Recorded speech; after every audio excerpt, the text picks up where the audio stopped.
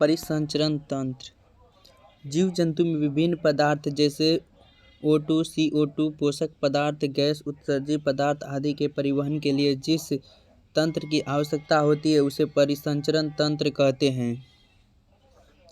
मानव में परिसंचरण तंत्र मुख्य रूप से रक्त तथा लसिका द्वारा होता है। रक्त तथा लसिका द्वारा होता है। चूँकि यह कार्य मुख्यतः रुधिर द्वारा होता है इसलिए इसे रुधिर परिसंचरण तंत्र भी कहा जाता है। रुधिर परिसंचरण तंत्र की खोज विलियम हार्वे ने की थी। रुधिर परिसंचरण तंत्र के माध्यम से किए जाने वाले कार्य: पहला कार्य पोषक पदार्थों तथा अपशिष्ट पदार्थों का परिवहन। दूसरा ऑक्सीजन तथा कार्बन डाइऑक्साइड का परिवहन। तीसरा हार्मोन को लक्षित ऊतक तक पहुंचाना। चौथा विभिन्न मध्यवर्ती उपचायी पदार्थों का परिवहन। रुधिर परिसंचरण तंत्र के मुख्य भाग निम्नलिखित हैं। पहला हृदय, दूसरा शिरा तंत्र, तीसरा रक्तचाप, चौथा धमनी, पांचवा लसिका तंत्र। परिसंचरण तंत्र तीन प्रकार के होते हैं। पहला open blood circulation system, close blood circulatory system. तीसरा mix blood circulatory system. Open blood circulatory system इस प्रकार के तंत्र में रक्त बिना किसी प्रेशर दाब के आगे बढ़ता है। यह बाह्य कंकाल वाले जीव में पाया जाता है। ओपन ब्लड सर्कुलेशन सिस्टम बाह्य कंकाल वाले जीव में पाया जाता है, जैसे तिलचट्टा घोगा में कौन सा पाएगा? Open blood circulation system. दूसरा है क्लोज ब्लड सर्कुलेटरी सिस्टम। इसमें रक्त एक नली के माध्यम से एक निश्चित प्रेशर दाब से आगे बढ़ता है। यह आंतरिक कंकाल वाले जीव में पाया जाता है, जैसे मानव स्तनधारी केचुआ, एनीलिडा। केचुआ मानव एग्जाम्पल के तौर में क्लोज ब्लड सर्कुलेटरी सिस्टम का एग्जाम्पल मानव केचुआ। ओपन ब्लड सर्कुलेटरी सिस्टम का एग्जाम्पल तिलचट्टा घोगा। मिक्स्ड ब्लड सर्कुलेटरी सिस्टम, इसमें रक्त कभी एक निश्चित दाब से आगे बढ़ता है अर्थात कभी कभी विपरीत दिशा में जाने लगता है, जैसे मेढक और मछली का। रक्तवाहिनी, रक्त को ले आने तथा ले जाने वाले नसों को रक्तवाहिनी कहते हैं। उदाहरण धमनी तथा शिरा।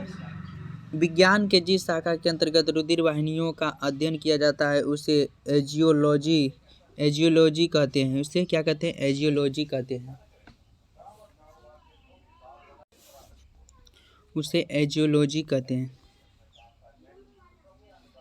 कोशिका, यह एक पतली नस होती है। कोशिका एक पतली नस होती है, इसमें शुद्ध तथा अशुद्ध रक्त दोनों मिलते हैं। कोशिका में शुद्ध तथा अशुद्ध रक्त दोनों मिलते हैं। कोशिका आंखों में स्पष्ट दिखाई पड़ती है। यह धमनी तथा शिराओं को जोड़ती है।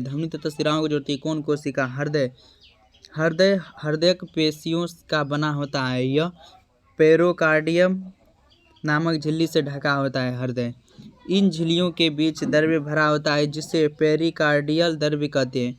यह द्रव्य बाहरी आघातों से हृदय की सुरक्षा करता है। हृदय का भार लगभग 300 ग्राम होता है। हृदय का आकार शंकुकार होता है। यह वक्ष गुहा में हल्का बाईं ओर होता है। हृदय एक पंपिंग अंग है। हृदय की दीवारों तीनों स्तर से बनी होती है। तीनों स्तर: एपिकार्डियम, मायोकार्डियम, एंडोकार्डियम। एपिकार्डियम स्तर में हृदय पेशी पाई जाती है जो रचना में ऐच्छिक पेशियों के समान जबकि कार्यविधि में अनैच्छिक पेशियों के समान होती है। हृदय पेशी तेजी से संकुचित होती है तथा कभी थकती नहीं है। हृदय कोष्ठ हृदय के अंदर पाए जाते हैं। हृदय के अंदर पाए जाने वाले गुहा को चेंबर कहते हैं। अलिंद, यह हृदय का ऊपरी भाग होता है। शरीर से रक्त अलिंद के माध्यम से हृदय में प्रवेश करता है। दोनों अलिंद एक दूसरे को अंतरालिंग भित्ति द्वारा अलग करते हैं, जबकि अलिंद निलय खांचा द्वारा अलग रहते हैं। भ्रूण अवस्था में हृदय की अंतरालिंद भित्ति का एक छिद्र पाया जाता है जिसे फोरामेन ओबोला कहते हैं। वयस्कों में एक छिद्र बंद होकर एक अवशेष में रह जाता है जिसे फोसा ओबुलस कहते हैं। कुछ शिशुओं में यह छिद्र जन्म के बाद भी पूर्णतः बंद नहीं होता, जिससे शुद्ध व अशुद्ध रक्त आपस में मिलता रहता है। ऐसे शिशुओं को ब्लू बेबी कहा जाता है। इन शिशुओं को जीवन काल अधिक नहीं होता है। निलय, यह हृदय का निचला भाग होता है। यह रक्त को पंप करता है जिससे रक्त पूरी शरीर में फैल जाता है। मछली के हृदय में केवल 2 चेंबर पाए जाते हैं। उभयचर, उभयचर में तीनों हृदय चेंबर में हृदय पाया जाता है। उदाहरण मेढक, श्रीप, सांप और छिपकली में। मगरमच्छ तथा घड़ियाल सरीसृप है, किंतु इनका हृदय 4 चेंबर वाला होता है। स्तनधारी तथा पक्षी का हृदय 4 चेंबर वाला होता है। वैसा जीव जंतु जिनके शरीर का तापमान वातावरण के अनुसार नहीं बदलता, उन्हें समतापी तथा उष्णकटिबंधीय जंतु कहा जाता है। इस प्रकार के जंतुओं का हृदय 4 चेंबर वाला होता है। उदाहरण पक्षी, स्तनधारी, मानव, पशु। ये सब क्या है? समतापी हैं। हृदय के अंदर तथा रक्त का मार्ग, शरीर से अशुद्ध तथा महाशिरा के माध्यम से दाहिना अलिंद में प्रवेश करता है। उसके बाद दाहिना अलिंद इस अशुद्ध रक्त को दाहिना निलय में जोड़ देता है। दाहिना निलय से अशुद्ध रक्त को फुफ्फुस धमनी के माध्यम से फेफड़ा में भेजा जाता है। रक्त फेफड़ा में पहुंचकर शुद्ध हो जाता है। फेफड़ा में यह शुद्ध रक्त फुफ्फुसा शिरा के माध्यम से बायां अलिंद में प्रवेश करता है। बायां अलिंद इस शुद्ध रक्त को बायां निलय में छोड़ देता है। बायां निलय सबसे चौड़ा चेंबर होता है। यह शुद्ध रक्त को महाधमनी के माध्यम से पूरे शरीर में भेजता है। दाहिना अलिंद तथा दाहिना निलय के मध्य त्रिवलनीय कपाट पाया जाता है। बायां अलिंद तथा बायां निलय के मध्य दिव्य नीलीय कपाट पाया जाता है। कोरोजरी साइनस नामक नस हृदय की पेशियों को रक्त पहुंचाती है। जब रक्त में कोलेस्ट्रॉल की मात्रा बढ़ जाती है तो हृदय की नसें जमा हो जाती है, जिस कारण हार्ट अटैक आ जाता है। हृदय की धड़कने को मापने के लिए स्टेथोस्कोप का प्रयोग किया जाता है। आला के माध्यम से डॉक्टर लब-डब की आवाज़ सुनता है। आला प्रतिध्वनि के सिद्धांत पर कार्य करता है। आला किसके ध्वनि सिद्धांत करता है? प्रतिध्वनि के सिद्धांत पर कार्य करता है। 1 मिनट में हृदय 72 बार धड़कता है, जबकि छनु अवस्था में 1 मिनट में 150 बार धड़कता है। हृदय धड़कन दर स्वायत्त तंत्रिका तंत्र द्वारा नियमित की जाती है। हृदय धड़कन का नियंत्रण पश्च मस्तिष्क में उपस्थित मेडुला ओब्लंगाटा के हृदयक केंद्र द्वारा किया जाता है। एक बार हृदय के धड़कने से मात्र 70 ml